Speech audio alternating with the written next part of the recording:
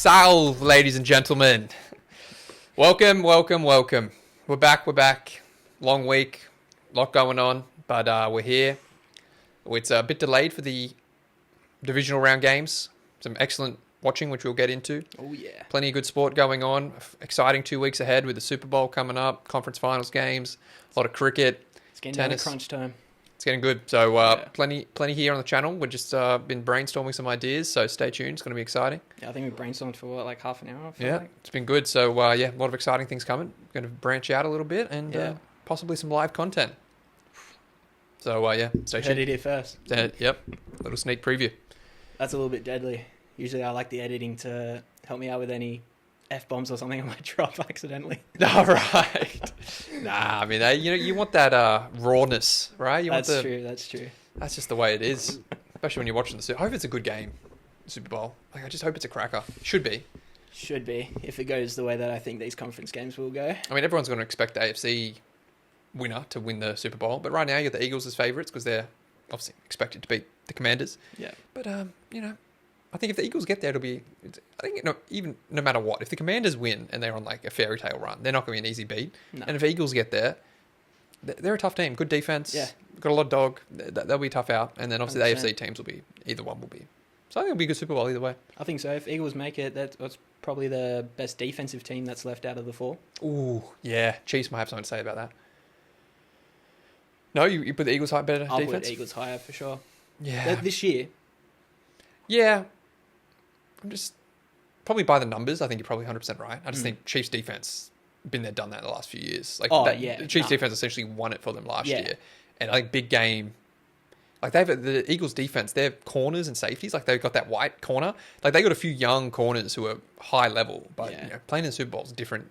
It's different gravy. Different gravy. Yeah, you got Chris Jones, done it plenty of times. Got Bolton in the middle.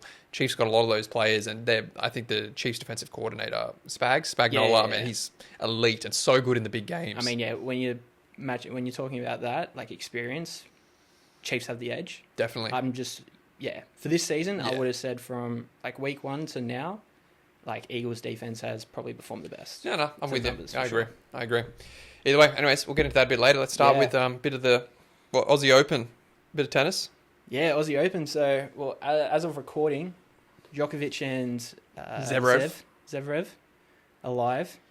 It's a tiebreaker right now. End of the first set, 5-all in the tiebreak. Yeah, wow. This is a big first set as well. I feel like this one's just going to go deep, right? Yeah, I think like Zverev is known for chokes late in tournaments. Like I don't think he's been very good at sealing the deal in these games. I think last year in the semi he was up 2-0 and then lost in 5 sets to Medvedev. Yeah. He tends to melt down a little bit. So even if he wins this first set, I still think the money should be on Djokovic here. I mean, 100%. It's exactly what Djokovic and Alcaraz went through. Alcaraz won that first one. I turned it off. I had to go to bed after the second set. During the second set when Djokovic was had that injury problems and yeah, same. I went to bed after the second set. When I woke up and saw Djokovic won, I'm like, how did that happen? Because he went through the injury and stuff like that. I just thought it was. I saw an interview. Apparently, his meds were started to kick in during that second set. Yeah, and he's from the third set onwards, he barely even felt it. So I mean, I'd love to know what that medication was. Crazy, yeah. But he said if he lost that second set, he was probably going to throw the towel in. Like he wouldn't have continued. Oh, really? So wins the second set and wins 3-1 against Alcaraz. What a performance. And the biggest... When I was watching Sinner v. Dimonor the other night, one of the things commentators kept saying is that Sinner has like a 9-0 record against Dimonor, 10-0 now. And the only guy who's really been able to beat Sinner for the last few years, or last year, is Alcaraz. He's beat him 3 times over the last year.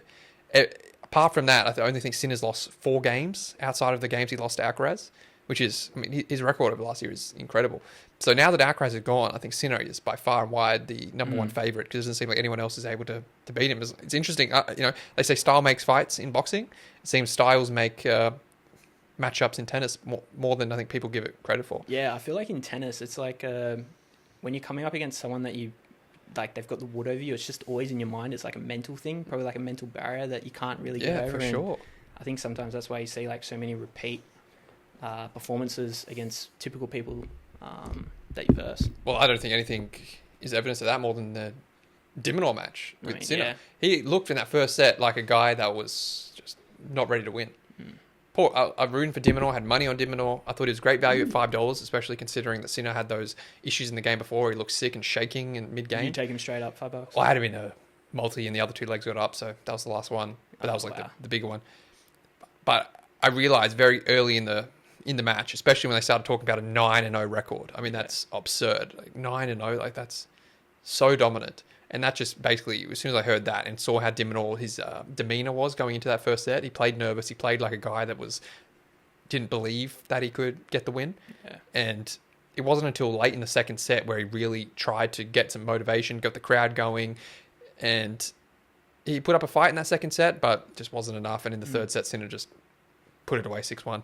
Yeah, that was so pretty done easy. I think they have similar games where Diminor was a ball chaser, doesn't have too many powerful weapons, if that makes sense. Like he doesn't have a big serve, he doesn't have a big forehand, he's not great at the net. He's like a balanced player, which is what Sinner is. He's like a balanced player. He's good at everything. He's got a better serve than Diminor. Not the most ferocious first serves, but his first serve percentage, I think, is like second on tour, which means when he lands his first serve in, he wins the points second most on tour.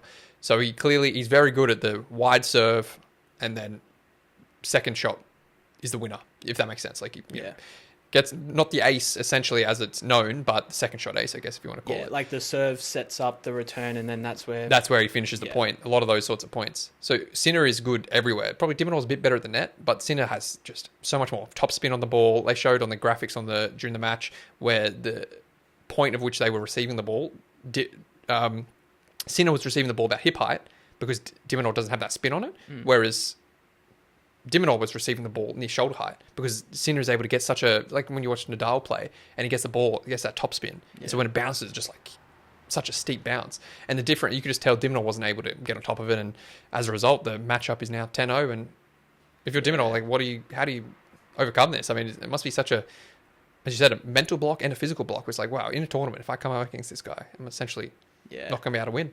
And Diminor a funny case because it's 4 quarterfinals in a row. And that tells me that he's just not good enough. He's like that level below where he's just not good enough to push through. You said the exact same thing last episode. Like we were just talking about how we were talking about in Australians in general, how there's just not that one person yet that's on like that next tier level that can make semis, can make the finals, and so we're kind of struggling right now as a nation in the tennis. We are. It's a shame that Barty retired when she did, but Diminor seems like a great guy. Tries so hard, wants to win at home, but still young, like still 25. He's young. He's going to have to add some more things to his game. If he keeps playing the way he's going, just tries to get better, just like sort of on the same trajectory, I don't think he's ever going to surpass the Alcaraz, the Sinners. Like they're younger than he is, with more weapons in the toolkit. Next level. Diminor, he's got to get a better first serve. He's got to get a high first serve percentage. He misses the first serve way too often. And his second serve is just not powerful enough. And you saw Sinner was jumping on that all over that second serve and just punishing him. So he's got to improve his serve. And the serve is one of the easiest things to improve because it's one thing you just practice. Like it's hard to... Improving your forehand, a lot of that is technique. A lot of that is just repetition. Whereas serve, you go and you can just keep practicing. Yeah. So you can definitely improve that. But they were speaking in match that it's very difficult to change your forehand technique because it's something you learn as a kid growing up.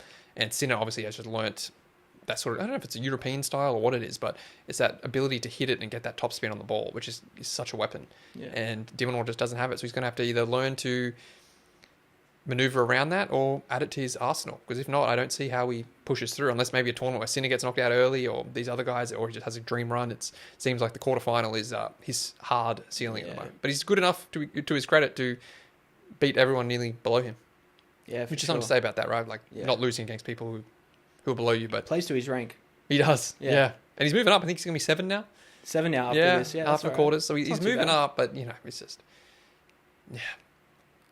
as an Aussie, you just want to see him be able to push through, but it's hard to see where he's going to be able to do that. I mean, the competition, as we said, is just insane. Another level. It is. Tennis right now, it's in a good spot. You've got Alcaraz coming through. He's like 21. I saw he's like 30-something million in prize money. You've got Sinner, who's 22, I think, who's improved his game drastically over the last year. So Alcaraz is really the only guy who's been able to beat him. You've got Djokovic, who's still hanging on, who's probably only got 1 or 2 years left, and he's one bad knee injury away or something from career being over, but he's still hanging in. You've got Zverev, who's always there and thereabouts. Probably similar to Diminor, where I think he's more mental than Diminor is a bit more physical. But Yeah. Zverev just can't seem to push through to clinch these. He's always deep in tournaments. He just can't seem to win. He just loses in the big games. Medvedev, Shelton, that's in the Shelton, he's up and coming. Yeah. He's young, hasn't been in too many tournaments. Started off as hot as you can get, and then sort of tapered off last year, and now he's back to making a semi-final. Yeah. Big match against Sinner. Huge. I don't see how. I mean, stylistically, I think Sinner's just going to run him around the court. I don't see how Shelton's going to have the offense to beat Sinner, but Yeah. could be wrong.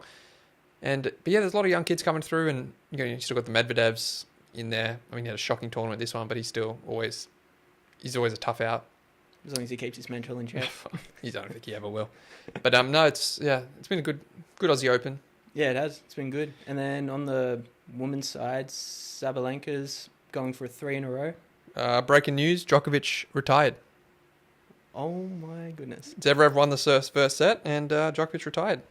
So he was just hoping to try and go Wow. 3 out of 3. He didn't think he could go 4. That's crazy. Went Wow. 7-6 in a 7-6, 7-5 tiebreaker in the first set. What a gift. And then he retires. That's wild, isn't it? That's now Zverev's first Aussie Open final, and he essentially gets... Oh my goodness. You would have to say something just... He's nigged it again, right? I mean, it's either... There's two options here. Well, obviously, we don't know. We're just watching that we result. just saw the result. Either he tweaked it in those last 2 points in the tiebreak, because I looked at when it was 5-5. Maybe it was at the 5-5 point, he ran and tweaked his groin and he can't compete after that. Or, as you said, before the match, he said, okay, I don't have the endurance here to go full length. I'm going to go out and try and win 3-0, and if I can't do it, I'm out. And he lost the first set, and that's it. Yeah. We'll obviously see afterwards, but they must have shame. Looked like that was going to be a great match. And Zev gets the gift into the final now. Zev gets the most likely against Sinner, I would say. I think Zev could beat Sinner. If Zev has to have, though, one of his best all-time serving performances. He's beaten Sinner before, right? He has, Yeah. but he has to. His first serve percentage is going to have to be high. He's going to have to hit many aces. Yeah. He's just going to have to be locked in. Like, my money would be on Sinner. I said we just spoke Yeah. at length about his mental issues. It's going to Zverev, be fresher. Very much fresher. Yeah, wow. I mean, That's crazy, eh? Like, what a imagine weird if feeling this- for him, though.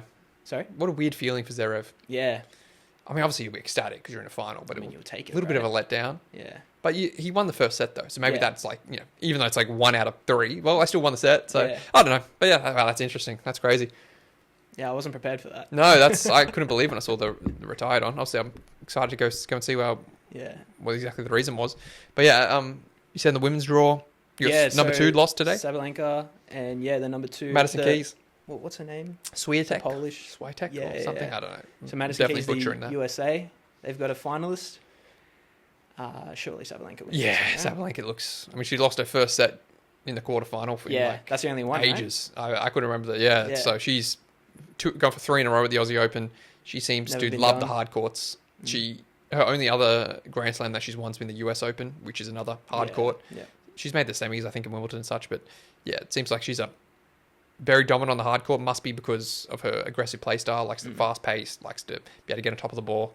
So yeah, I mean, I'm sure the odds would show that too, that she's a big favourite in that final, and I think everyone will be expecting probably a 2-0. But I said Keys, everyone would have been writing her off against Swiatek in the semi, 100%. and she was able to come back. I think she lost the first set. Lost the first one and came back. Won the next 2, both in tiebreakers. Nah, the second one she won pretty convincingly, and then the third one was the tiebreak. Yeah, so I mean, credit to her. She's had getting to the final from being like the 18th seed is never easy because you got to go through some tough competition. Oh yeah. So that's.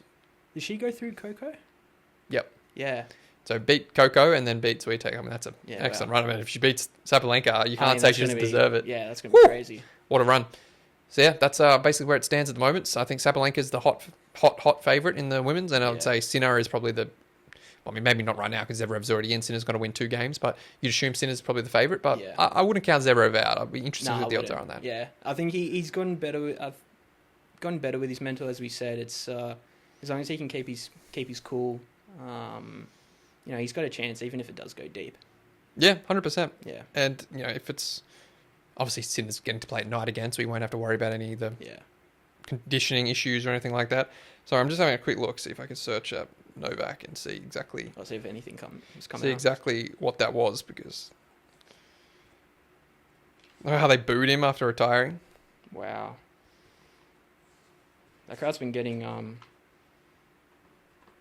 behind Jock as well. So unless something else went down. I can't see Djokovic coming back, honestly. I feel like he's just so fed up with Australia, like with the Yeah. media, the fans. It's just, Yeah, the media's been copping a bit. Channel 9. they're booing him. I mean, as he's walking off, it's just such a sad scene. Yeah, this is a guy that's won 10 times. Yeah. Like, probably the most dominant Aussie Open. I don't know how many times Rafa won the French Open. It's probably more than 10. But the way he's regarded there versus the way Djokovic is regarded here, they're both probably the two most dominant in terms of that one court. Federer at Wimbledon, but no, it was nowhere near as dominant as Djokovic here. Yeah. And yet it's such a sad sight to see him just not get the love from the fans. I think a lot of it has to do with the COVID situation, how the media vilified him for those years.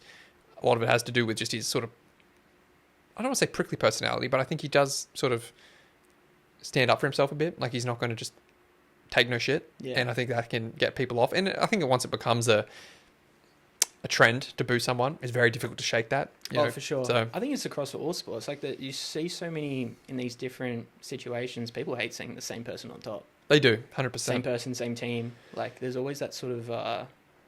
It's not just in sport either. Whenever anyone is up on top, people just want to see him fall. Yeah. You know. So, but yeah, you're right. But as I said, if you went to the French Open with Nadal, I feel like Yeah. you would not see nearly anyone booing him. Or if you went to Federer in Wimbledon, tennis is typically more of a gentleman's game. And I think that does come down to the Aussie fans. Like, we are a booing nation. Like, with sport, Sure. like probably one of the worst in the Guaranteed. world. Yeah. I think England's up there, but Wimbledon is a lot more. You could wear very tidy It's attire, more, a lot more upper class. Upper class. Yeah, aristocracy. So in Australia, you just get anyone going to the games, Yeah. and it's a lot more just The our amount of booing times the culture umpire comes out. has to like Oh pull out yeah, over. probably more in the Quiet, Aussie than quiet, anymore. please. I haven't watched too much of the US, but I'm sure can be a bit rowdy too. Yeah, I think Australia. Australia would be we're worse. on top, I think we just have much more. I said we boo in everything. It's just Yeah. like it's, and I think for foreign people, they take it as a disrespect or like, and sometimes it is. But Yeah. for the most of the time, it's just banter. what people do. Like you Yeah. grow up as a kid and they boo NRL teams, AFL teams, like just everyone. Yeah. And yeah, I can understand why foreign people come and they're taken aback by it. But for us Aussies, it's such a weird sight when people do get so upset with it because they just Yeah. clearly don't understand. Yeah.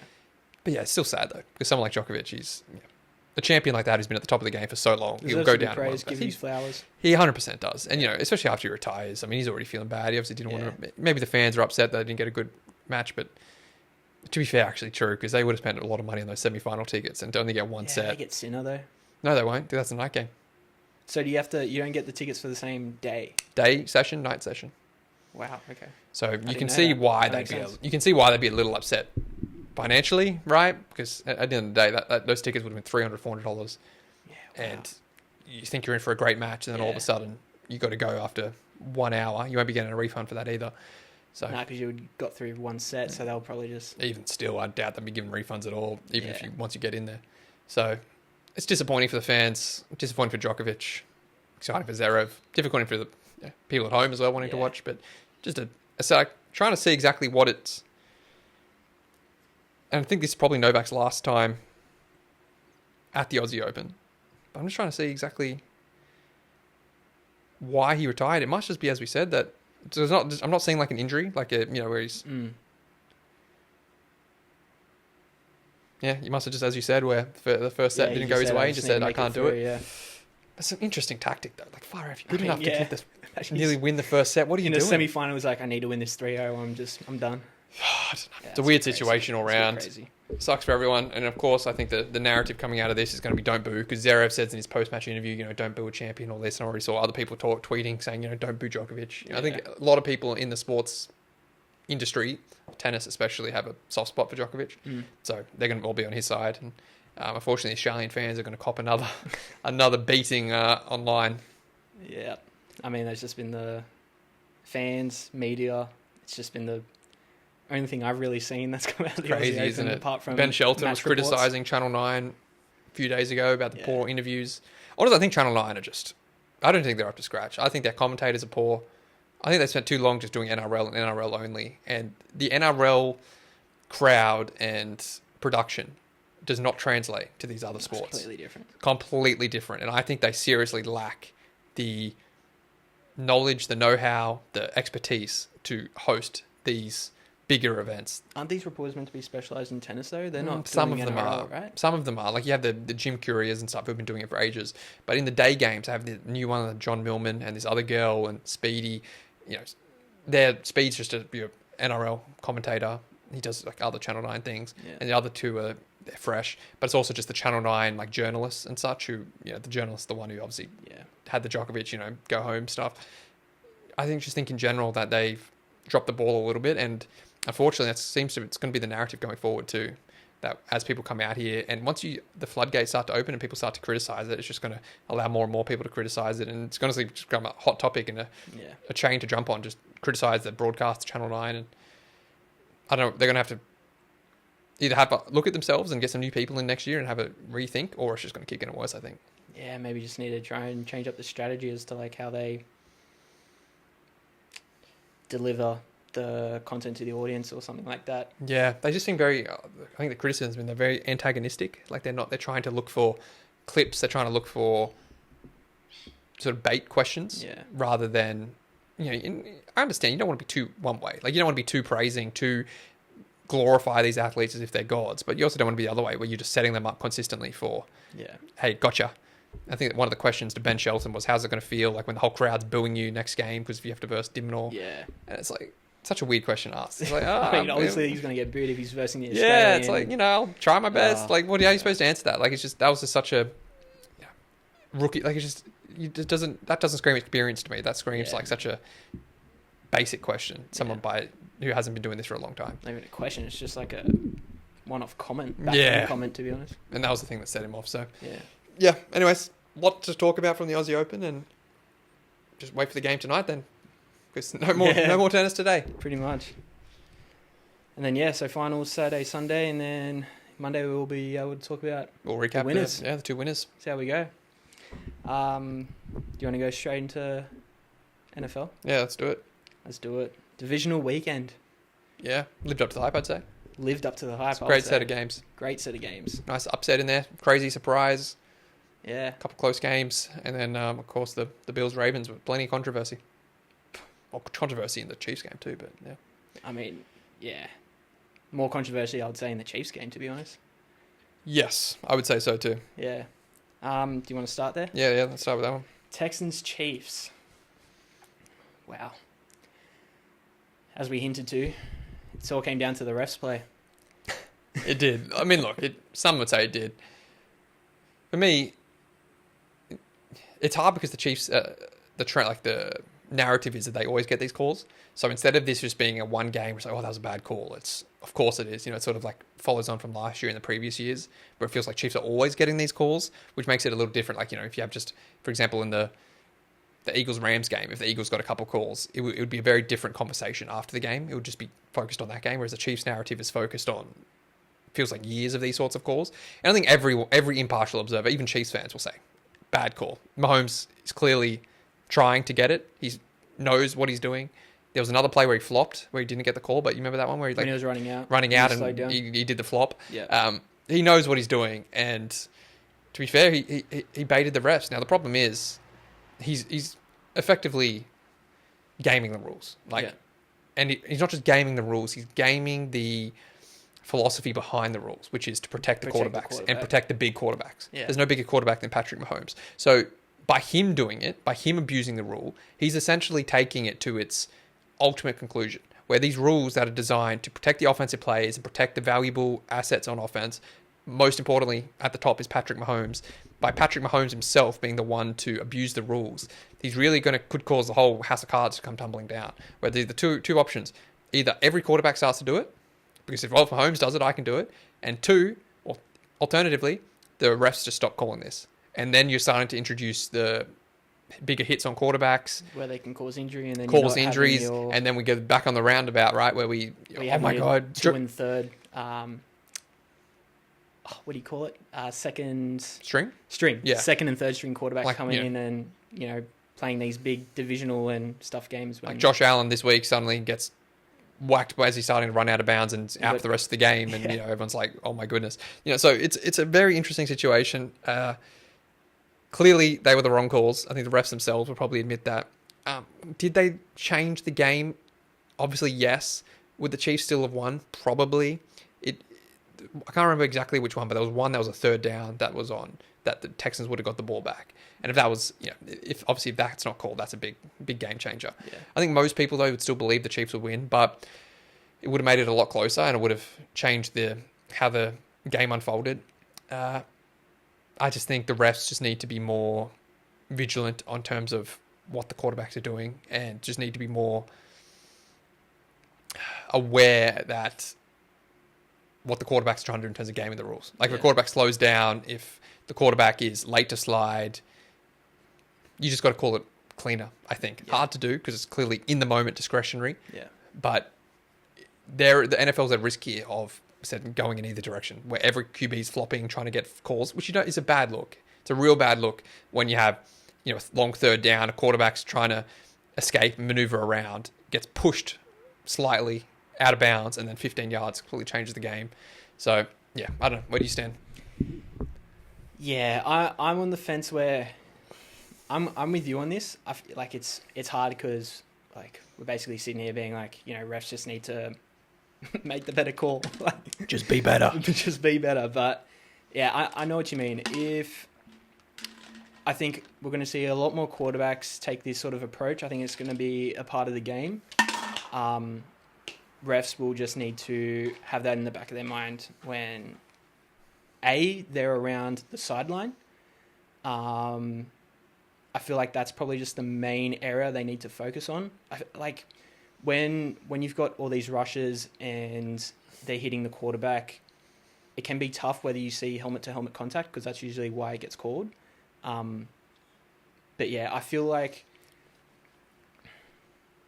How should I word this? I feel like as long as it doesn't get out of hand, and out of hand I mean we're having 3 of these calls like basically every game, I think you can live with how the rules are at the moment, still give that protection to money makers basically, crowd funders, audience gatherers, whatever you want to call them, like quarterbacks, people that's there to see the quarterback. That's how your offense scores points, except if you're the Eagles.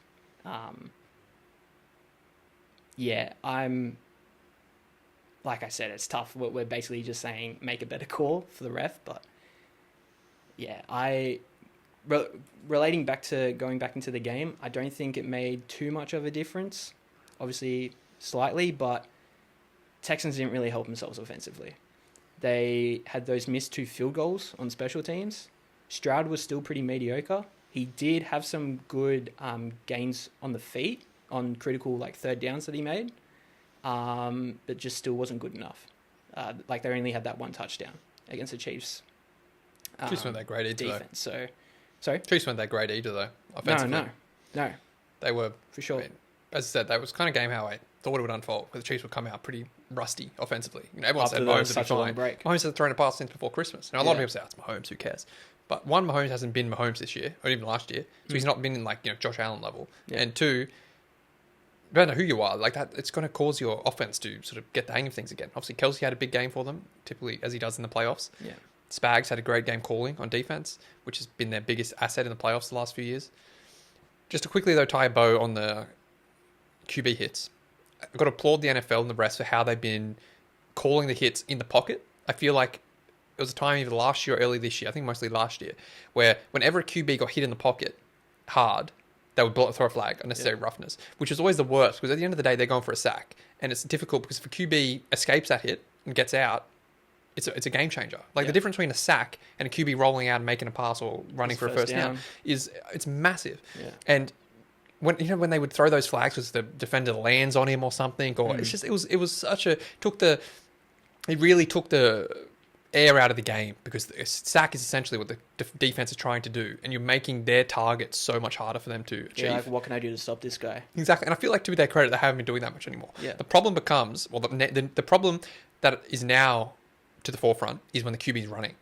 When the QB becomes a runner and they're running down the sideline or they're sliding in the middle, the refs treat them different as they would a running back. Now, essentially, once you roll out of the pocket and you start running, they are a runner. They're not a quarterback anymore. They're a running back. Yeah. The refs, though, mentally still treat them like Patrick Mahomes, like the quarterback, which means they call it differently when they're running down the sideline and someone pushes them out. If a linebacker comes, pushes them, and Exactly. they do the soccer fall. Yes, exactly. And they know they can put that fall on, and when you just got to make it look crazy, like flamboyant. Yeah. Just make it look as wild as you possibly can. And they don't see that a lot in American football. That's new to them. But where people that watch soccer, we're used to that. Sure is. You don't want the league to become like that. That's another factor. Like American football hasn't seen that sort of theatrical sort of falling and foul. Well, the NRL's always been a tough game. Like the defenders they used to celebrate those big hits from Ray Lewis and such, and offensive players getting knocked around. Like they were just, I mean, the rest that was just part of the game. Yeah. Like, this is a sort of a new, post concussion. Once the post emphasis on concussions world that we live in contact sports, where offensive players especially are getting protection from the rules and from the governing body. Yeah. And as I said, I have faith that the league and the referees will be able to deal with this, just like they've dealt with the stuff hits in the pocket. I feel like whenever they do call an unnecessary roughness, for the most part, it is correct. They still make some mistakes with those calls in the pocket, but I think they're getting a lot better, and I think they will get better at these QB running ones too. They just got to make sure they don't either, I said, overcompensate by never calling them, because you don't want to enter a world again where QBs are getting knocked out of the game in the first quarter and missing weeks. Yeah. But he said you have to still make sure you make a change, because if you don't also don't want to live in a league where every QB and running back is flopping and getting touched, like getting pushed out the sideline and gets a 15-yard penalty, because that's just going to essentially change the game. You don't want it to become flag football. You still want it to be NFL. Yeah. So we deal with that in NRL at the moment, where it's how do you get that fine line between the aggressiveness and the brutality and the violence of a contact sport like the NRL, which is celebrated. Essentially they're the modern day gladiators. I know it's overused, but how do you get that fine line balance between not getting people concussed and CTE and having 10 years off their life and having early dementia and not being able to spend time with their kids and their grandparents, right? So it's how do you get that fine line, and it's what all contact sport leagues are dealing with at the moment, and it just requires a lot of tinkering and just common sense, I think, on the part of governing bodies and the officials in general. And I think NRL's done a really good job with that, because they've targeted where they look at where the area of where you're tackling, so obviously you can't be head high, and the type of tackle. And they've also just had a no no, basically taken no shit. Like if you hit the head, you're gone. Like you know what I mean. So they've sort of taken a no nonsense approach. But in saying that, the NRL's copped a lot of flack as well for how it's dealt with it. Too many sin bins, too many send offs, and then once you set that precedent, if someone doesn't get sin bin, people criticise why is that none not. A lot of people say the game's gone soft, because you get flopping and stuff in the NRL now, right? So there's always going to be, every rule creates. Everything creates an equal opposite reaction. So every time you create this rule, there are going to be side effects and flow-on effects downstream that you don't foresee that create more issues. And every league is dealing with that. So that's why I'm saying you need some common sense and some just rational thinking for when you make this rule change, right? Protect the QBs, okay? But you've got to be willing and able to deal with the many flow-on effects that come from that rule change that you don't foresee initially that could cause to be just as big of problems as the initial thing you were trying to fix. Yeah. So I said, I believe in the NRL. I mean, the NFL's I don't know what number you want to put on, $1 trillion+ business. They will get it right. They have to, because they have to. As they've got a balance between the brutality and the violence and the historical nature of the sport versus protecting players with the new science that's coming out. And I think there's too much money on the line for them to not get it right. For sure. And I think this week, to tie it back into the game, if I'm Mahomes, I don't think I'm going to get many calls. If Mahomes gets a roughing the passer call this week, I'm going to be shocked. It's going to have to be obvious, right? So if I'm the Bills, I'm going to be aware of that, and I think you can get after him and maybe put a bit of extra oomph in these tackles, because I think the refs are going to be well aware of the media backlash and the fan outrage that happened as a result of last week, and they're going to be a lot more hesitant to throw those flags. In saying that, though, Josh Allen has had more roughing the passer calls than anyone in the entire year. So we're seeing both of them are historically, Mahomes is better in the playoffs at doing this, but Allen throughout the year very good at running and getting that hit out of bounds and getting that roughing the passer call. So it's unnecessary roughness call. So it's going to be interesting to see how that develops. It's going to be just an extra facet to that game, which we'll get into later. But anything else you want to say about the Texans-Chiefs game? No, really. Well, Texans defense, they played well apart from those obvious calls, but I thought both defenses played well. Chiefs struggled a bit on the run. than what they usually do. Like Mixon got going a bit. Yeah. Texans are a good team though, like that, stopping the run and running the ball. Yeah.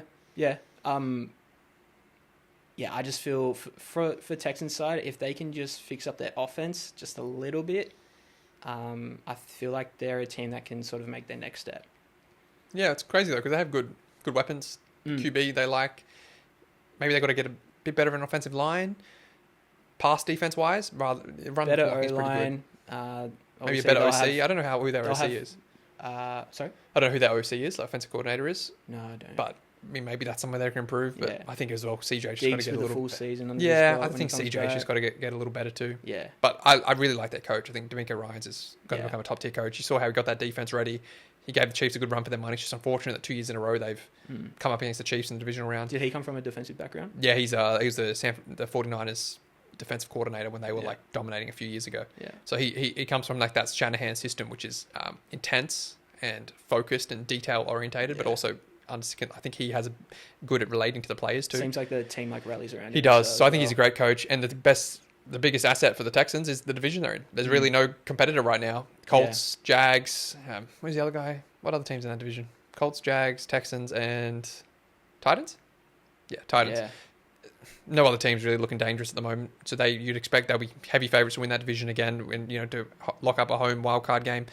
And I said if they can just improve their QB play, Stroud's got to get a little better this year. He had that sophomore slump. So if he gets a little better, and I think they could make some noise and just got to hope they avoid the Chiefs in the divisional round. Pretty much, yeah. It's always going to be tough to try and get yourself a home divisional game with those three weapons of a team like Chiefs, Bills, and Ravens there. But you've definitely got to come top two. Yeah, I mean they could do it in that division. Like if you win a few of those other games, you could sneak a 2 seed. Win all was it 6 games of your division? Yeah.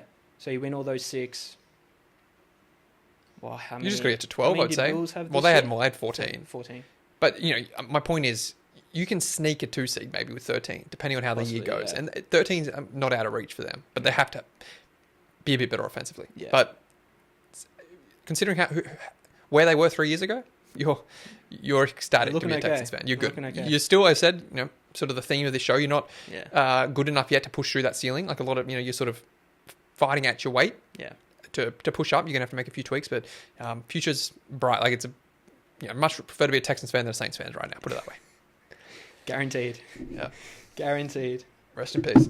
I don't really have anything else to add. Like Chiefs just executed big plays. Really. Yeah. They were getting after Mahomes, but on certain plays they blitzed him and left their secondary in zone. Travis was open. That's kind of how they got all their big plays and their big moments done. It's how they always do in the playoffs. Executed. Yeah. I watched the highlights of the 16-second comeback against the Bills, and just Kelsey, the plays he made, they're too good. Remember, so we'll see that in the Bills game this week. I hope so. So let's move it on. What's the next one? Oh wow, Lions Commanders. Yeah. This was a shocker. You had the wrong number 1 seed upset. I did. I'm proud to call. I called a number 1 seed upset. I'll take that one. Just happened to be the wrong one, but nonetheless, I was again. Commanders 2 weeks in a row have cost me serious coin. Yeah. Week before I was heavily on the Bucks. Commanders do it. This week I was heavily on the Lions. Not just had a few money lines with them on. I thought that's a lock. Had a few Lions minus because we liked that bet. We thought they'd be too strong. But wow. I mean, Jaden Daniels, what a season. What a game. He made that Lions defense look less than playoff ready. Yeah. Like they looked like a bottom division defense. I mean, that was crazy for the number 1 seed. It's like looking at how that defense performed against the Vikings in week 18. It was night and day. Well, I heard a good analysis about this, that essentially the Lions defense tried to do what they did against the Vikings, which was heavy blitz, heavy pressure. Yeah. And Jaden Daniels was able to deal with it. And then as a result, the Lions were basically having to adjust on the fly, change their schemes and what their plan was. And basically after that, they were chasing their tails. You could tell that Jaden Daniels threw their plans out the window. He made them have to think on the move, and the Lions lost their star corner in the first drive. Remember that his elbow was popped out or some shit? Yeah. It was disgusting. But they did not have the luxury of losing a defensive player, especially a corner like that. Yeah. And as a result, them having to switch it up, go less pressure, they didn't have the players to be able to cover in the back end, and you saw Daniels was just able to tear them up. Now, of course, the biggest factor of this game, probably more so than how Jaden played, was the Lions turnovers. Yeah. How they have 4 or 5 turnovers.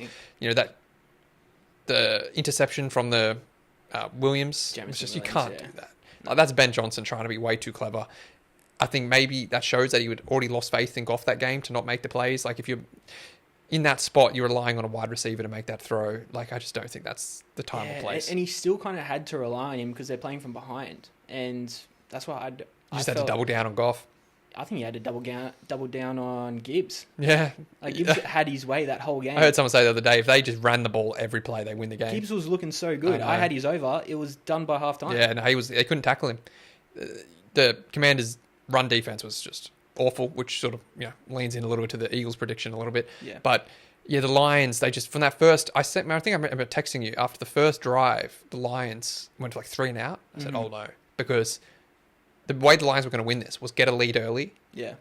They're very good offensively early, typically in these games. Goff usually gets to a hot start, and then basically get Commanders chasing their tail, being able to pressure Daniels, get out to just lean on Gibbs in the run, and that's how they win. I didn't think they would punt the whole game, and they punted. No, they punt the first go. Daniels goes down and scores. Yeah. I think the Lions then responded, but then the turnover started, and it was just that you could tell that the turnovers just snowballed, and the Commanders kept making them pay. The Lions couldn't get a stop.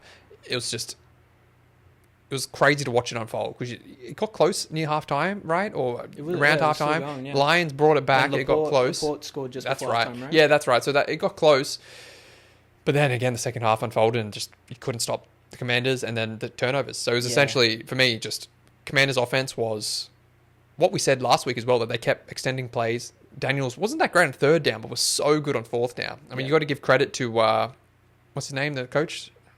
Dan Quinn. You got to give credit to Dan Quinn for having the conies for going it on fourth down. I think they missed the first fourth down conversion too. I think so, yeah. And instead of going back to their shell, they just kept going. Yeah. And that was the difference. That's how the Commanders beat the Bucs the week before, by always converting those third and fourth downs. Daniels, you can just trust him in those moments to make the right throws, which is just invaluable.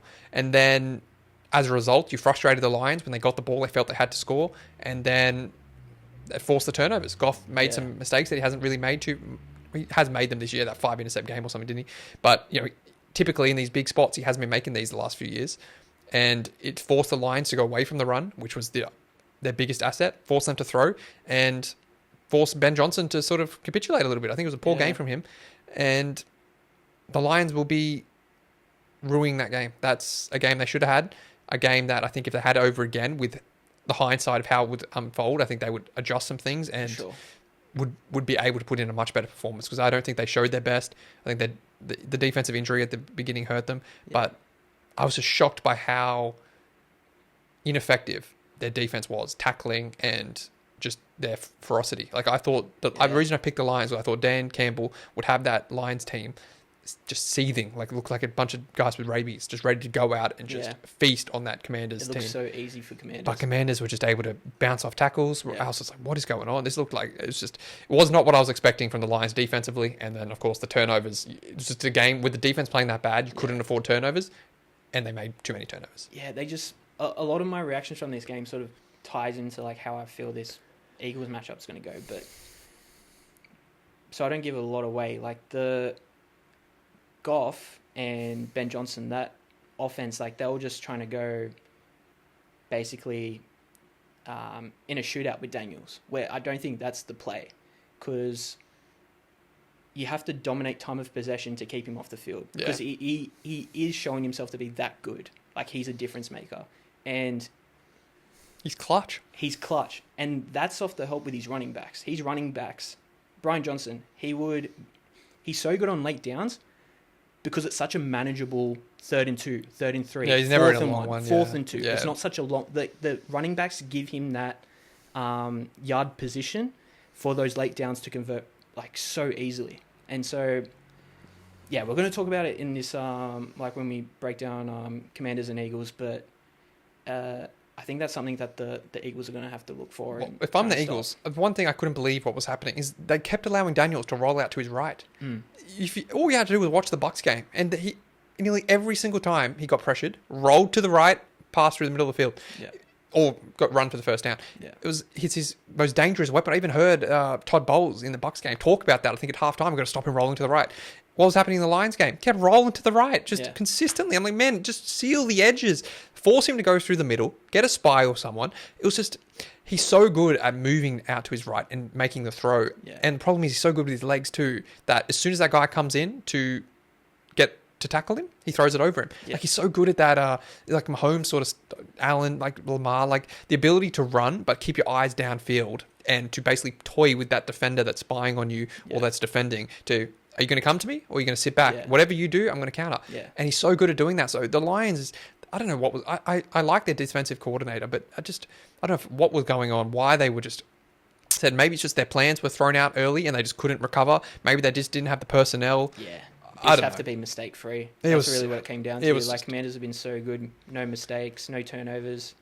Yeah, as we said, Daniel's been able to extend those plays. It's working out for them. But yeah, why did the Lions not run the ball more though? Early downs, That's what they I should have made it Keep like going with Gibbs. He was run both times. Even if you're down and chasing, 2 runs on the first 2 downs, Oh. maybe throw on 3rd down, run it on 4th. Like just go. He made me so much money in that first half. A lot of questions, a lot of question marks on that performance from the Lions strategically, emotionally. It's just sorry end for the season. Yeah, but we had Laporte for that touchdown. That was what We a grab sent that that was. one out. Yeah, that was That good. was huge. Great catch too. Yeah, that were sort of the main mentions that we spoke about, right? Yeah, well, the overhit easy on this one. My goodness, Yeah, it hit just after halftime, I think. no doubt. Yeah. Anything else before Nah, we go into the next let's move it one? on. Yeah. Next one were Rams Eagles. The Yeah. Blizzard game.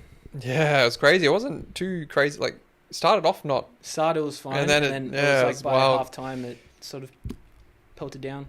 I only really watched the last parts of this game. I wasn't up for the early, so don't have too much to say in terms of how it unfolded. Clearly, the Eagles were just shouldn't have been as close as it was. You know, they were up 14 or something with 2 minutes to go or 4 minutes to go. Yes, I want to say. They're a big one. It felt like the game was over after that second Barkley touchdown, yeah. but And then the as Rams, we know, it came down to Yeah. the final drive. yeah, the Rams were able to take back, and they still had a chance to win that game and march down the field. Mm. You know, it's funny that Stafford doesn't sort of get the criticism on that, whereas Lamar was in the same position, even a worse position, down 8, and he effectively, I mean, we'll get into it, but he effectively got them the 8 points, whereas Stafford only needed the touchdown to win the game, and he couldn't get it. Similar conditions too. But, you know, credit to the Eagles, their running game's just unstoppable. The defense is solid. Hurts got injured. Their passing game is still, I mean, the concern. It's probably their only weakness moving forward.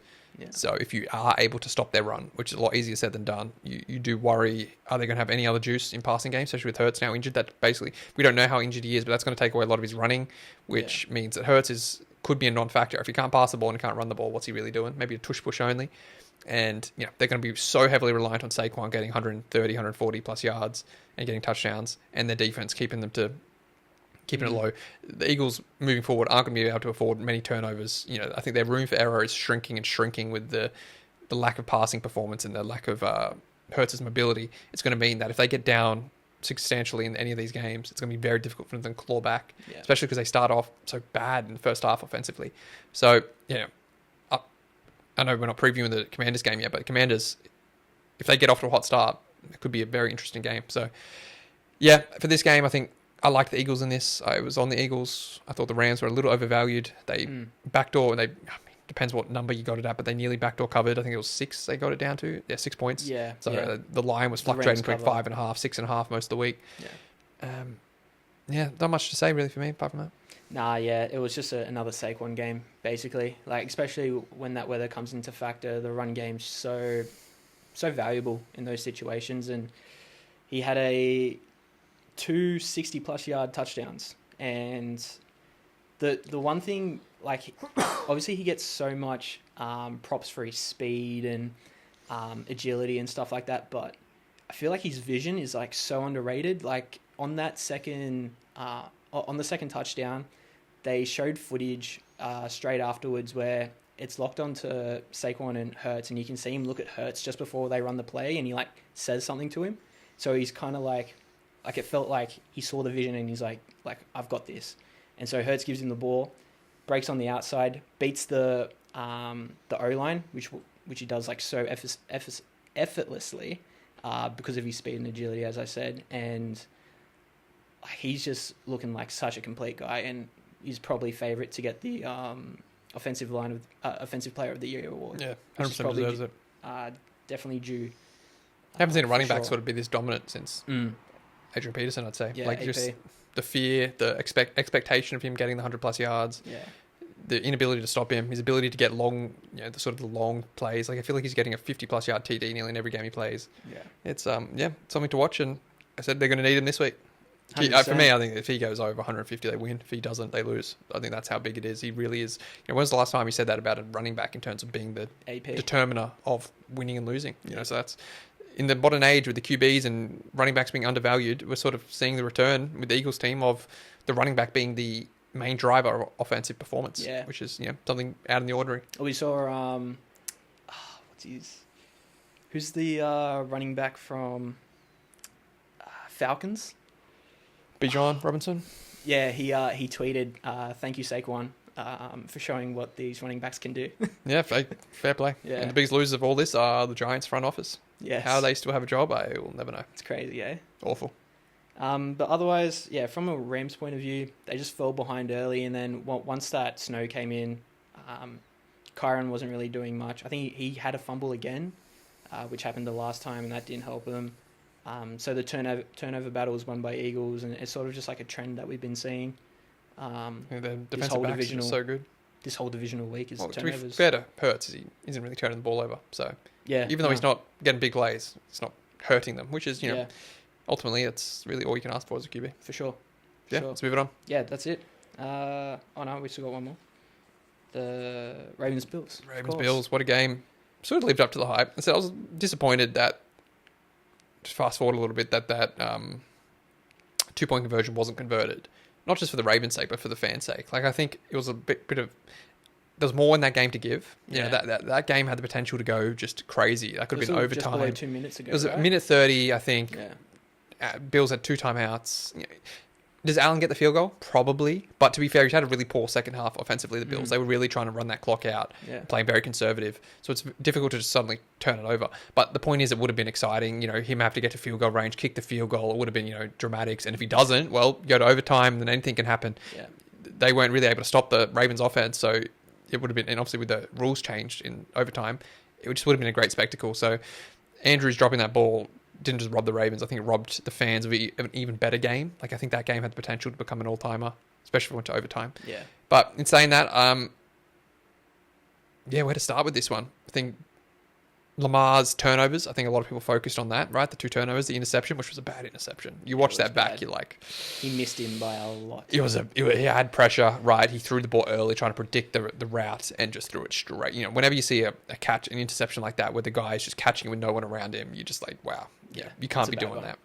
Considering Lamar's only thrown like 4 interceptions all year, and he hasn't thrown one like that, you start to, was it just the moment getting to him a little bit, trying to do too much? Maybe in a regular season game, he's like, oh, it's not on, I'm not going to try it. But in this game, he was getting pressured. He wanted to try to make the play and just threw it where he shouldn't have thrown it. And then the fumble, a lot of people killing him for that. But I feel like that's just one of those hot moment things. Like, he's not trying to drop it, but it's cold. He obviously didn't get a good grip. And Massive play from the defender. Massive play. Huge play.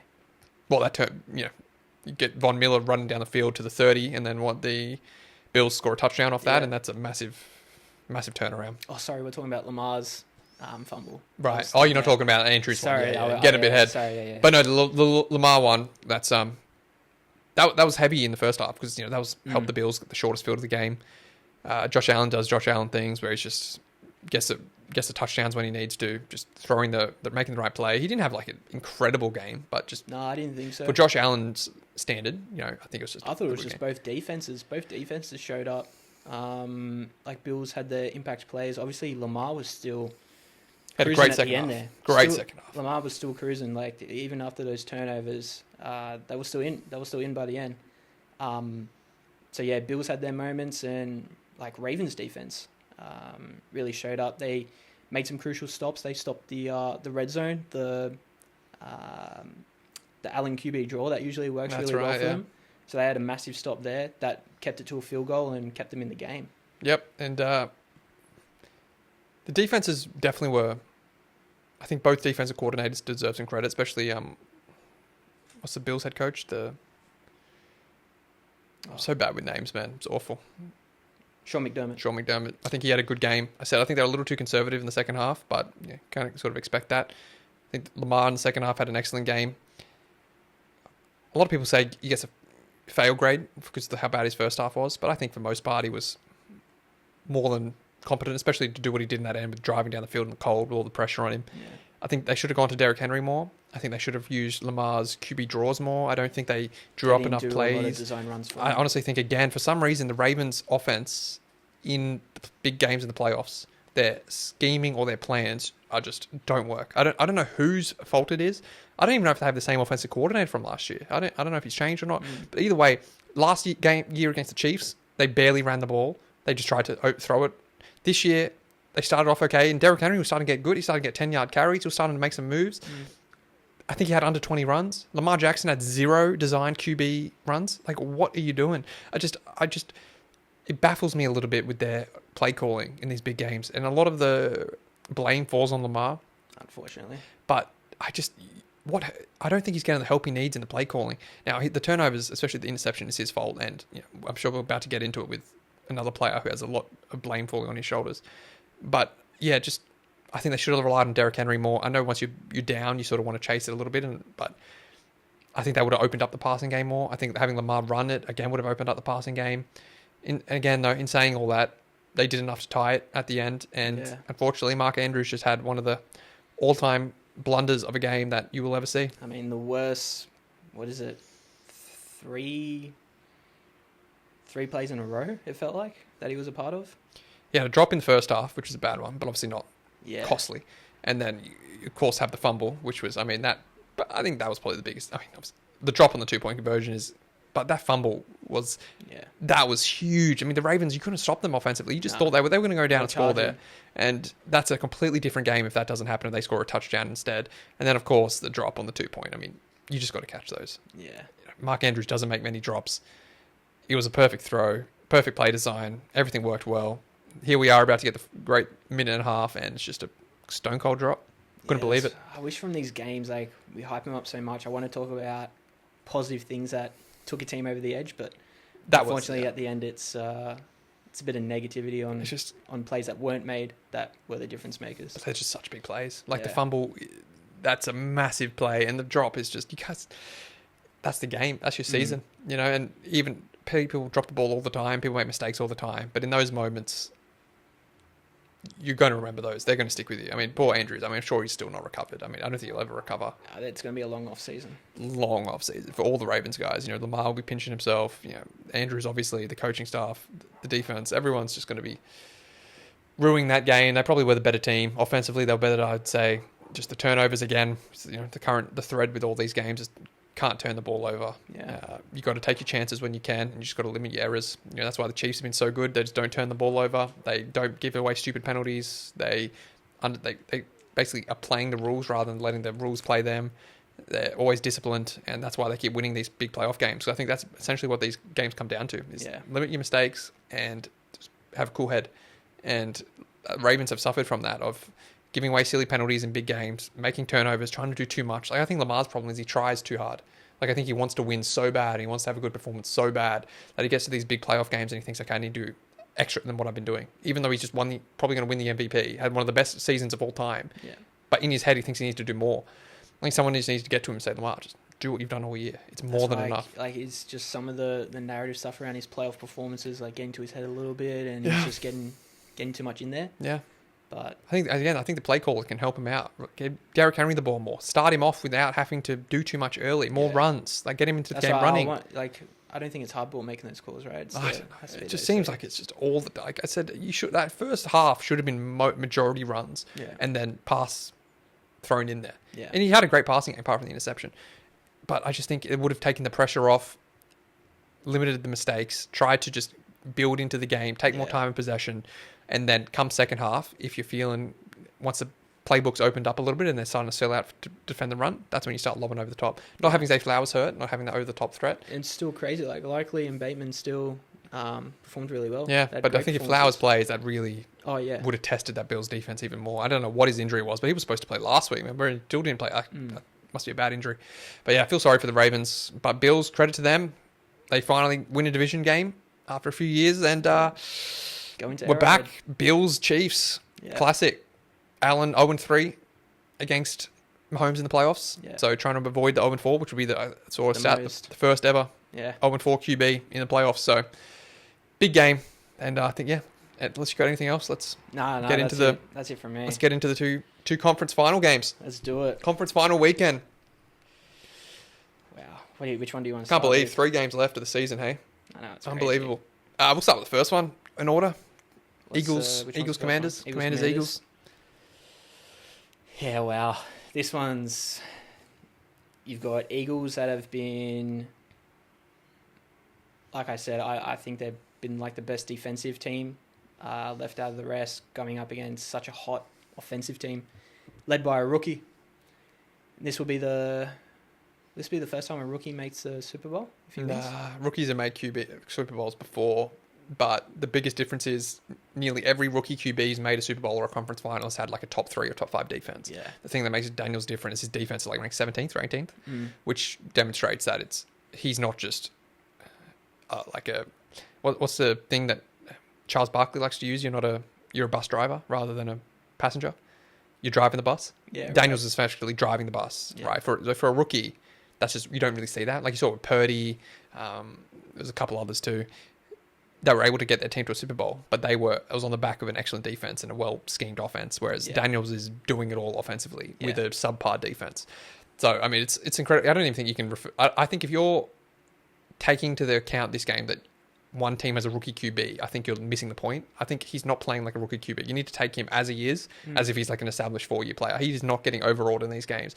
Yeah. Now, maybe conference final game, I might be, oh my God, like maybe he's just been playing with house money these last 2 games and he's just not caring. But if you watch him, you just realize that he's not getting high. Like in these end of these games, he just is still so mellow. Like he's still not getting too high on low. And I don't think it's going to get to his head at all. I think he's going to be up for this. I think he's going to be just the way he's been these last few weeks, where he just does his thing and just makes the plays when he needs to. They're going to have to be good on 3rd and 4th down again. That's going to be the key. I think Dan Quinn, again, just keep doing what you've been doing. Be aggressive on 4th down. Trust your QB. Make the plays.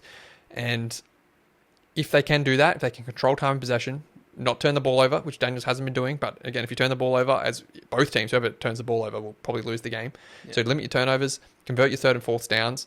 And we know if the Commanders are going to win this game, they're going to have to score points. Yeah. Because the Eagles are going to score points. Yeah. Right? Especially on that poor Commanders defense. So I hesitate to bet against Jaden Daniels because he has cost me serious money over these last 2 weeks. I've been against him both times and he's torn my heart out both times. I'm going to do it again though. I'm on the Eagles, which I'm sure you got some stats that you'll get into, but I think the Commanders' run defense is just so bad. And obviously, as we know, the Eagles' run offense is it's show-stopping right now. So Yeah. for that reason, I'm going to fade Daniels, go the Eagles minus, and basically trust that Barkley's going to have a mammoth game, and Daniels going to play from behind, and he's finally going to make some mistakes. Yep. I feel like I can see this game pretty well. Definitely, I'm more confident in my analysis on this game rather than Chiefs and Bills. Yeah. And that's because I look at both of these teams. Huge for Eagles to have a home divisional game. Massive. Massive. Lions bow out, so they obviously get the home field against a divisional opponent that they've seen twice already. So I don't know how many times a team's played 3 times in a year, which is crazy. But at Would this have been a sort few of- times, to be fair. Yeah, but We'll have to be divisional. Yeah, I mean like this sort of high stakes like conference championship style. Yeah, would be definitely rare, but Yeah. and it's probably is. I reckon, do you remember what the results have been between them this year? How they split, or they? They're split, so 1-1. 1-1? Yeah. And so I was looking at the past results and I'm like, okay, so the first time that they came around, Daniels was beat up. That's when he had the rib problem. right. So When he he was like wasn't a really shell of running it, himself. And then the second time they versed, Hurts had the concussion and he was gone after the first drive. So this is really going to be the first. Goddard didn't play either. That's right. I remember that game. That's still a high scoring game. That's like Yeah, that's yeah. when they scored like 38-35 or something Yeah, like that. Daniels went down last drive of the game and got a touchdown to win it. So really, it's going to be the first proper game. Yeah, basically, like strength against strength. Just take those games out. Yeah, so I look at this and basically what you said is exactly how I see it. I'm like, one, the turnover battle. Commanders have been so good at it. Eagles have been so good at it.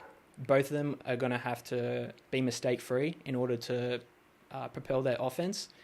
Barkley's going to be the number one performer for them to get that run game going, because the best of the Eagles' offense is their run game. The worst of the Commanders' defense is stopping the run. And then when you flip that, what am I trying to say? I've lost my train of thought. Yeah, so the Commanders, how I said from that Commanders Lions matchup, the way that they've been able to get their run game going and have these manageable third downs, Eagles have been so good at limiting runs and also not allowing third down conversions and fourth down conversions. So the way that these two teams match up, I feel like it favors the Eagles massively. So I'm also on Eagles with the minus. I think it's like 6.5 now. I got it at 5.5. So yeah, I feel for Commanders to win, mistake-free football, Daniels goes nuclear.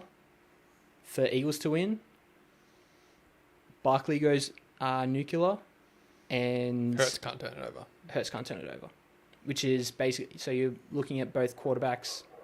Whoever wins a turnover battle, I would say whoever wins a turnover battle probably wins the game. Yeah.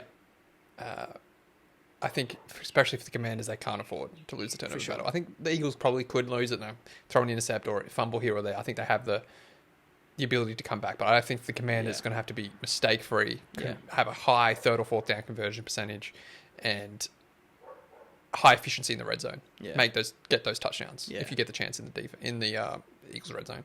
Should be a good game either way. Jayden Daniels is on a bit of a fairy tale run. Like, how much weight do you want to put on that, where it's just a sense of destiny about the Commanders thing? I don't think anyone really expected them to be here. No. Even the most avid Commanders fans, I think, would have said, if you're playing the conference final, I feel like they're shocked. Wild.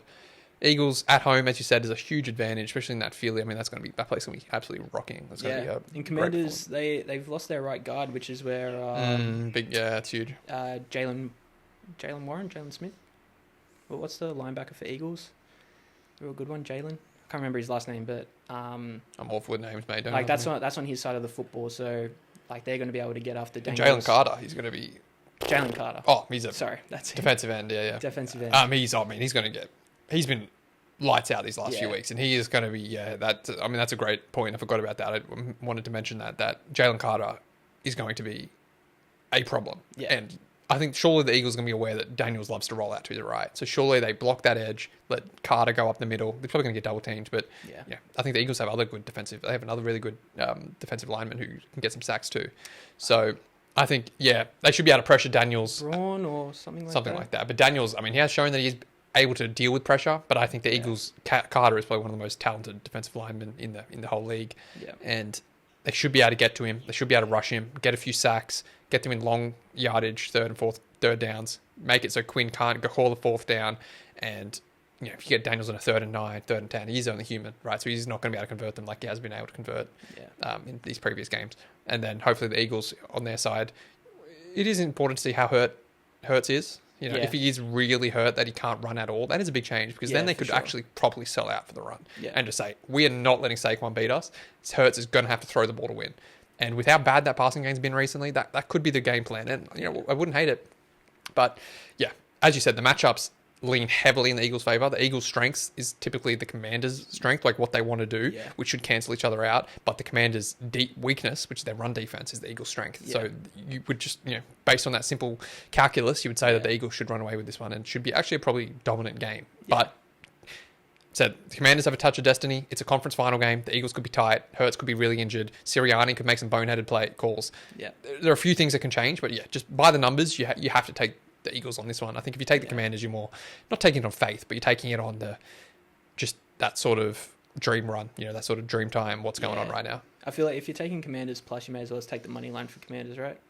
Yeah. Yeah, but in saying there is still probably some value. I mean, definitely if you're thinking Commanders Plus, you're also taking the money line, Yeah. like for sure. But I think there is some value in the Commanders Plus just because Daniel seems to be. You have to think they'll be fighting till the end. And you saw with the Rams, the Eagles are very prone to taking their foot off the gas late. I think they are definitely prone to getting tight in these games, and especially their coach, they can make some really poor calls, or with Hurts not being able to throw the ball, be stuck in that. Say, for example, if they get the ball with 2 minutes left and Commanders have 3 timeouts and have to just get a first down. I don't think there's a guarantee that they will get a first down because I think the Commanders will just not let Barkley run, force Hurts to make a play, and he might not be able to make it. So, yeah, I don't hate the Commanders Plus, but I just think if the game goes to plan, it should be the Eagles dominating, and Barkley should get a few long runs. And for sure, I think his over is like 120 something, 130. Yeah, which it's is crazy. wild. I think I was comparing the odds to what I got him in the Rams, and I was able to get over that $2 mark for like 125, and you probably can't get that for about 150, a little bit over. It's wild, isn't it? Yeah. But yeah, honestly, I think I'll still take it. Probably. I think I'll still take it. Right? I don't know. It's gonna be interesting what the total is as well. I don't know how many people you wanted the over under on this one. I think it's 47.5. It's a tough game to pick the over under, right?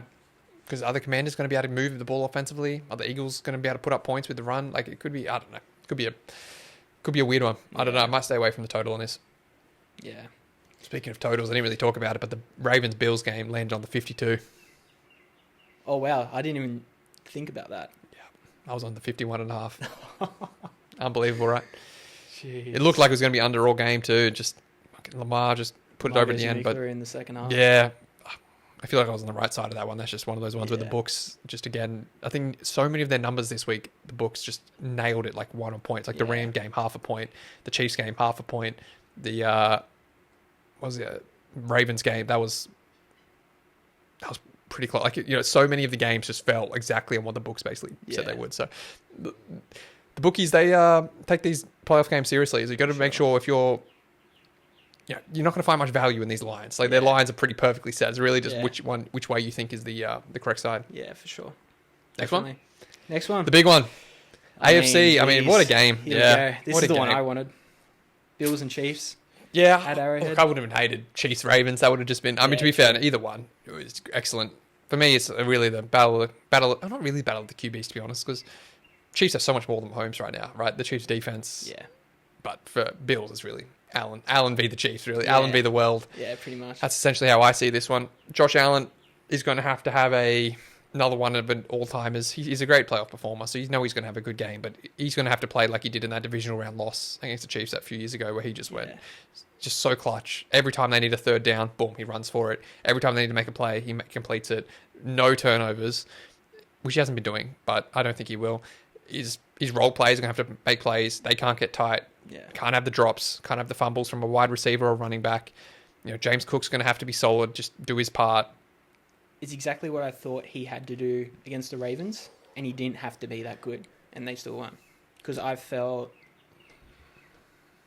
I mean, they performed well, but it wasn't what I thought where he had to be like Superman. No. He wasn't Superman in that game. And that's why I found it so hard just to read this game. Because both offenses didn't perform the best that I think they could, both Chiefs and Bills. So, yeah, I'm keen to hear what you think because I found it so hard to read.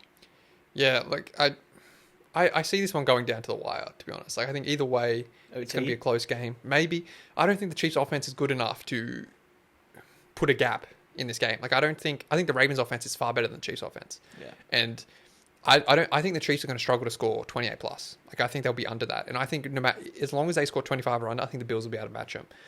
It effectively comes down to who has the ball last, and I think it's whichever side you bet on, it's sort of up to the gods a little bit in this one with how it plays with timings and like how, if Allen gets the ball with a minute left only needing a field goal, or if Mahomes has 2 minutes only needing a touchdown, like how that sort of plays out. I, like you've been flip-flopping, historically you always want to take the Chiefs in this spot. Mahomes, like 3 points or under, or an underdog, you just take him in the playoffs because, I mean, if you bet on Mahomes in the playoffs his whole career, you're 100%, right? You're making, no, he's lost a few, but you're making a lot of money, right? Like he is especially recently, he just doesn't lose. And obviously, historically, if you take Allen over Mahomes in these spots, you're going to pay the price. But honestly, at the moment, I'm leaning more towards Josh Allen, the Bills. I think I just don't see the Chiefs getting a three-peat. I don't see them. I don't think they're good enough. I think they didn't play well against the Texans. They've only had one playoff game. They burst the weakest playoff opponent, and they struggled to win.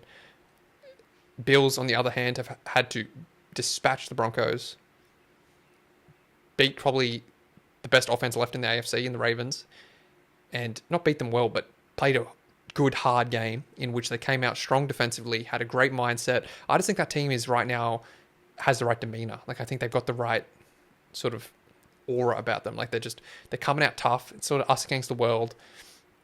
They're coming out free. Like, they're not playing tight football. They know what they want to do. Their defense is playing hard, aggressive. Like, they matched the Ravens for aggressiveness in that game, which is difficult to do. That's typically the Ravens' mantra, is to come out and just be tougher than you. But the Bills said, nah. And they sort of, that's what you saw early on, they matched them physically. And I think they're going to have to do that against the Chiefs. The Chiefs' defense, of course, is going to be good. Spags is going to be doing blitz, like having some crazy blitz packages to come up against Allen. But Allen is so good at running the ball, at getting out of the pocket and making plays. I'm taking the Bills with, I think it's +2 at the moment. Is it still +2? I'll have a quick look. I'll have a quick look, but yeah, I'm taking Allen, and I'm holding my nose because whenever you bet against Mahomes, you're wow, that's so Bills are 206. I'll also take the Bills, obviously money line. Where's the handicap? They're taking the handicap away. It's 1.5, yeah. So 1.5 still. I'll honestly just take Bills money line. Man, I find it so hard to read this game. That's like, it's supposed to be conference final game. It's yeah, not supposed to be easy. Crazy. I expect this just to be an absolute shootout between offenses. To be honest, Really, you think it's going to be a high scoring? I think so. I think the better QB on the day, mistake free, wins this game, because both of these defenses have performed well. So I think it comes down to your offenses, Mahomes v. Allen, and it's just whoever goes nuclear. I just don't trust the Chiefs' offense. Like, for me, I just think they've been mediocre all year, and I think the Bills. Yeah, I think the Bills' offense has more upside than the Chiefs' offense. I think Chiefs will want to run the ball. I think the Bills are going to have to be able to stop the Chiefs running, and if they can do that, I think they have a good chance of keeping Mahomes to just frustrating him, not giving him the plays. Yeah, and like as you said, it's a difficult game to read. I mean, it's how much you got a team going for a three-peat. You got a team that's sort of got that aura, they just don't lose. Yeah, You got against a team that's always plays well in playoffs, it just finds ways to lose. Like, there are so many things outside of just the game itself in this one. Like, there's so many mental aspects of it. How much weight do you put on those? Like, how much weight do you put on the fact that one team's going for a three-peat that's on like the longest playoff win streak of all time, like consecutive years? I think they're third or second all time if you don't count like consecutive years. But if you take like not missing a year in the playoffs, they are literally currently in the midst of the longest playoff win streak. Like, that's, I mean, think of how long the Super Bowl is. That's 50 plus years. Yeah. And we're right now talking about the team that has the record. So this is going to be a team that we'll be talking about decades from now. But how much weight do you put on that versus just what you see on the field, team v team? So, look, I think whichever side you're on this one, there's reasons for both. Yeah. And I don't think anyone can be feeling confident. I think anyone who just says Mahomes is -1.5, I'm betting on him. Take it simple as that. It's fair enough. Absolutely fair enough. Anyone who wants to take Allen because you think it's his time, like me, I'm thinking it's Allen's time. He's had a great year. He's not going to win MVP, but I think he deserves, I don't like using the word deserve in sport because nothing's deserved, it's everything's earned. Yeah. But I just think there's something, he deserves a moment. After watching that clip of when they had 16 seconds left and the Chiefs kicked the field goal and then he had to sit on the sidelines and watch the Chiefs march down the field and win the game without him getting to touch the ball again. Like, he definitely deserves a moment in his favor in the playoffs like this. Yeah. And for me, I just don't think the Chiefs have been good enough. I think they just win close games, and I think their luck ends in this one, and I think they lose a close one. Maybe by a field goal, maybe by a point or two, but I think they lose a close one. I definitely see it going close. Like, you talk about Bills having this destiny. I mean, these Chiefs in playoffs, like the experience, like that's just You can't write that stuff off. 3-0. He's going for 4-0 against Allen. I think Allen's just... He's playing at the wrong time right now. He's playing against Mahomes and the Chiefs, and... I'm sure people thought that, though, when it was Manning. Brady was 2-0, and then all of a sudden Manning gets the win again, and Flip they the win. scripts. Yeah, it's like, he's got the wood over him until he doesn't, type thing, right? All of a sudden, Allen wins this one, and it's going to be tough to do it in Arrowhead. It's going to be very tough. That's a huge advantage, because Bills have been really good at home. Yeah. But, Chiefs haven't lost at home this year, have they? I think both losses were away. They wouldn't have lost many, but look, for me, the way I see this game is whichever voice in your head, whatever that gut feeling's telling you, just bet on that side. Because I don't think either way, yes, you can get into the stats of this team's got the rate of run, this team can do this, this defensive lineman matches up with this, and this, you can sort of get into the weeds. But I think there's so many more temporal things, like sort of mental aspects of this game, just not in the noughts and crosses and in the...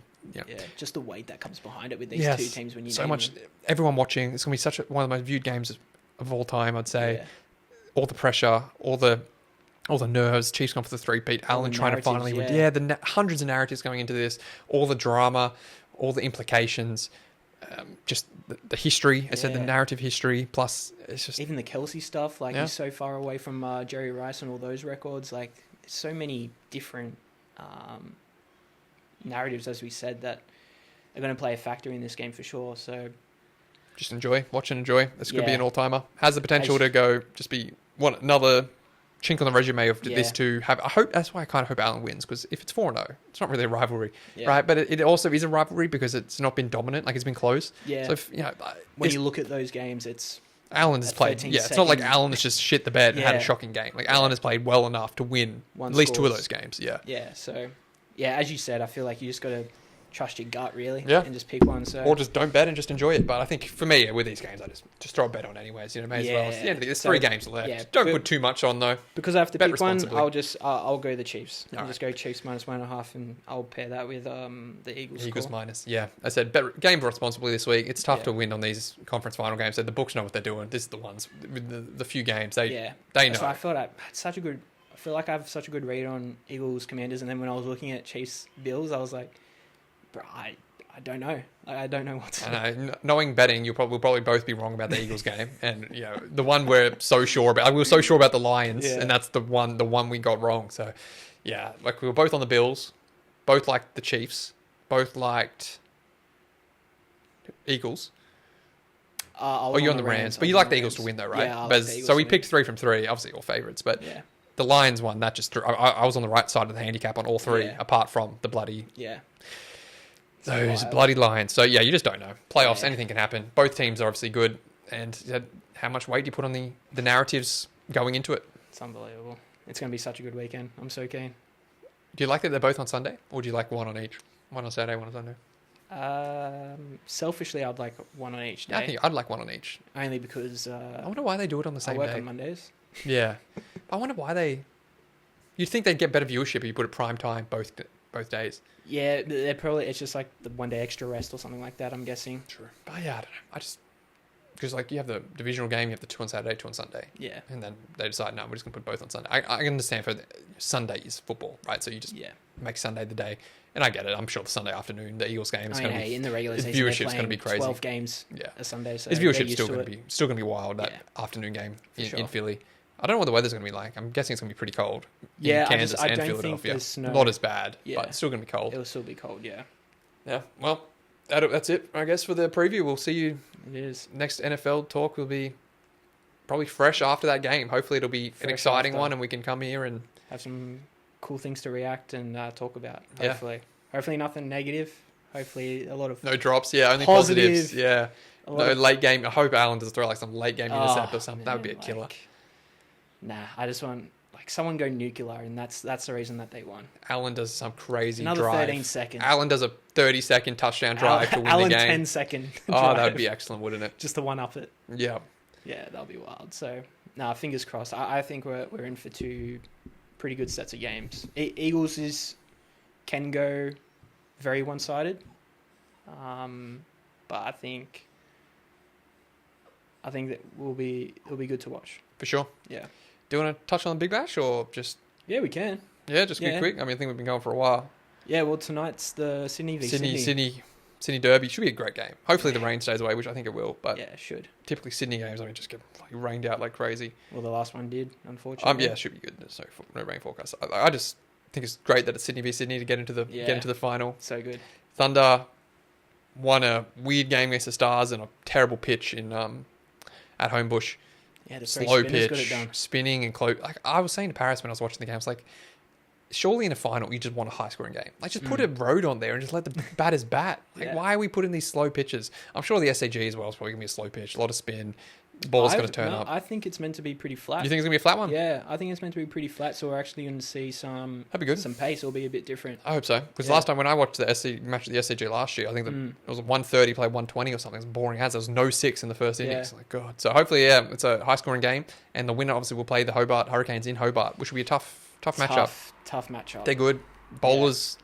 Ellis, Meredith, high level. Jordan obviously got power hitters. For me, that we'll get into it. Preview that on the Monday, but I think for me it really depends if Mitch Owen at the top of the order for the Hurricanes recently that he's just been getting, like, even if he's not getting 50, he's getting 40 off 12 or something, and it's just strike rate it allows those players afterwards to just slow it up a little bit. Like Chowdhury has had a really poor strike rate this year, but it hasn't hurt them because Owen his strike rate's been so high. It's been basically allowing that middle order to build up, and then the way the Hobart Hurricanes like to time their innings is that hot start with Owen, slow it up a little bit in the middle, and then David at the end finishes it off with a high. Yeah. And that's sort of been working for them. You saw the Sixers, I don't think, have the firepower, 6-hitting firepower to match the Hurricanes. I don't think the Thunder do either. I think both those teams, the Sydney setup, a lot of their teams are set up based on like their shield players. Yeah. Like people have been with the team, like the Silks, Henriquez. For Thunder, you got the Davies, Billings. Like these players are longer format players, and they're not as... Whereas in the T20 and in the Hurricanes, you have players that are T20 specialists in there. And I think that gives them a stark advantage where if it is a pitch in Hobart, which is a smaller ground, typically bigger totals, I think that gives them a big advantage to be able to have players that can hit longer balls than you can in the Sixers and Thunder teams. Yeah, that Sixers and Hobart game, like the Sixers bowling attack just... They had no answer at all. Like, I think each bowler, each fast bowler, like, went for 4 overs, but they had, like, 40 to 50 runs taken off each of them. Like, there was no real standouts. You had Dorcius that got 2 of those wickets, but, like, still when it came down to the end of it, if Dorcius came in, like, that little bit earlier, like, there's a chance there. Like, he's been such a good hitter of the ball. Silk just took up so many balls, didn't he? Yeah, it was just... a very slow sort of attack, and they left it so late. That's sort of how the Sixers like to do it, though. They Philippi and at the front of the order, they've got Patterson. Have a go. You still got Dorcius coming in. That's the thing. Like you got to think the Sixers lineup is Philippi, Patterson. I forgot who the other opener is. Henriques, Silk. Like these are all players that you don't associate with big hitting. Sort of, it's a lot more fours, rotate the strike. And I just think in the modern game of T20, against a team like the Hurricanes that have specialist batters in there, like David, it's everything really needs to go their way, I think, to win. Yeah. I think their teams they need to have a bit of a rethink of their team. That's why you saw the Sixers looked most dominant all year when Steve Smith was in, because he was able to sort of start off a bit slower, but then accelerate later on. The others, like Silk and all that, they're just not able to accelerate. They can't hit that next gear. They really only have 1, 2, 3 gear. They don't have that 4th and 5th. Yeah. Whereas the Hurricanes, they have that Owen at the start of the order who just starts off in 5th gear, and then David who can go bananas as well. They have Wade who can go well. Like just have players who had been there, done that in the T20 moments. As for the game today, I lean towards Sixers because they seem to just be better than the Thunder in these big games. They have the wood over them. But in saying that, Thunder do have a good nucleus about them. They have a good vibe. I think Warner is just his tenacity to win. I think is so infectious, and you just see it across the field. Like they just want to win so bad. So I think the toss is going to be big. I think whoever's chasing will have an advantage. I think Warner needs to play well to get them off to a start, and someone in the Thunder is going to have a 200 plus strike rate. I think because they don't have enough players, the Billings, the Davies, who can go big. So someone like Warner or Gilks is going to have a big game with the bat. And then I think the bowling lineup's cancel each other out a little bit. I'd probably I think so as well. very similar Yeah. teams, both of them in general. Especially if it's meant to be this flat wicket that people have said it Mm. was. Like if it's this turning wicket, like Thunder kind of have a bit of an advantage there. As we saw against the Stars, they'll able to get out the Stars' biggest hitters like Wade and Stoinis. Maxwell Stoinis. Sorry, Maxwell Stoinis. Get them out cheaply and early. So that's why I thought Stars could have made a pretty good run to the final. Yeah, they just got Maxwell in too early, right? Yeah, their top order just couldn't do anything. Yeah, well, would they start with 3 and 5 or? I don't think it was that bad, but it wasn't good. They had Maxwell and Stoinis pretty quick. Sixers. That was a Sixers game. Yeah, It started 3 and 5. But yeah. I just think the reason why I'm leaning Sixers is I think the Sixers bowling is a bit smarter. They're better at the off pace, bowling into the pitch and sort of bowling to the batter's weaknesses, like bowling to their field. They're really good at playing that methodical, smart game, and I think that could frustrate the Thunder batters a little bit. Whereas I think the Thunder bowlers are a lot more wicket heavy, sort of go for the kill. I don't think they will bowl to the pitch and to the conditions as well as the Sixers will do. So I'm leaning more towards Sixers.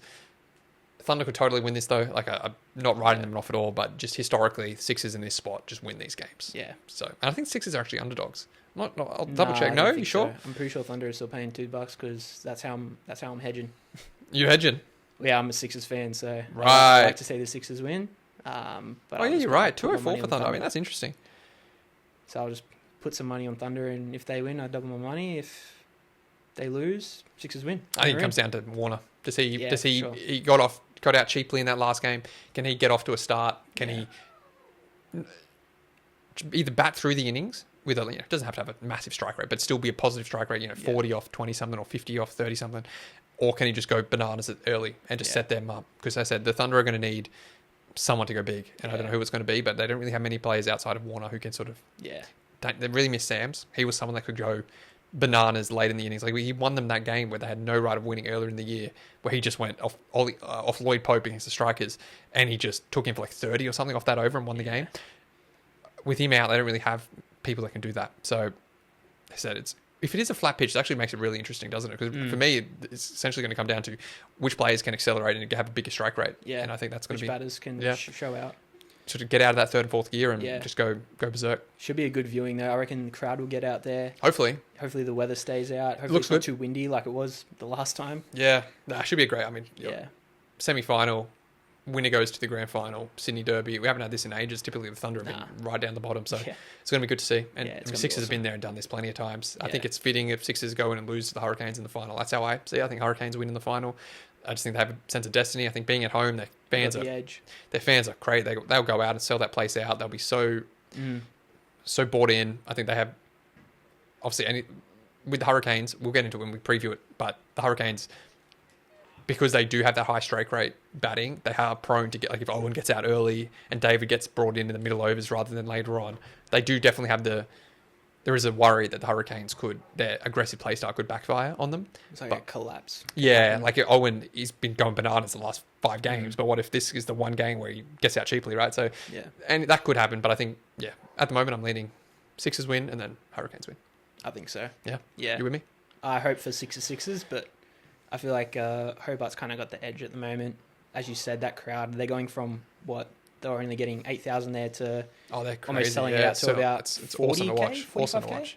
Yeah, so they've turned it around down there in Hobart, and they're absolutely loving their. I think their team believes too. I think they believe they're the best team they can win, which is huge. But I said if Thunder are win, I think it's going to be on the back of Warner's just dominance. Not even dominance, just his absolute desire to win. Like you can just tell he is all in. How emotional he is, how bought in he is. He just wants to win. Sixers too. He just he really. You can tell like how much why he's been at the top level for so long. Like his desire. Competitive. Yes, that's a great word. He is so competitive. His will to win is extraordinary, and you can tell he's willing that team to win. And they have a few like Chris Green, Billings, some experienced guys who've been captains before. Yeah. So a strong leadership group, and that'll be if they do win, that'll be on his bat and on his sort of energy in the field. I think so too. Yeah. So now it's going to be good. That's good. And then good night tonight. Plus dinner as well. Dinner tonight, big game. Dinner tonight. So when we come back Monday, we'll be previewing the Big Bash, which is on that night. Yep, and obviously the big one will be the recap of the conference final games. Big one of the conference final games, and then we can recap the tennis finals as well. Yep, And then we start talking about Australia, Sri Lanka. That's coming up. Yep. And then Super Bowl preparations. Super Bowl prep. Going to be locking in our NFL season review gradings. Yeah, season So review. that'll be coming. Season report cards.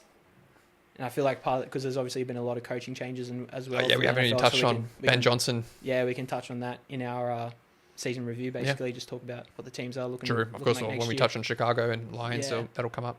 Yeah. All right, sounds good. Good app, bro. Great. Well done. I love it. Arrivederci.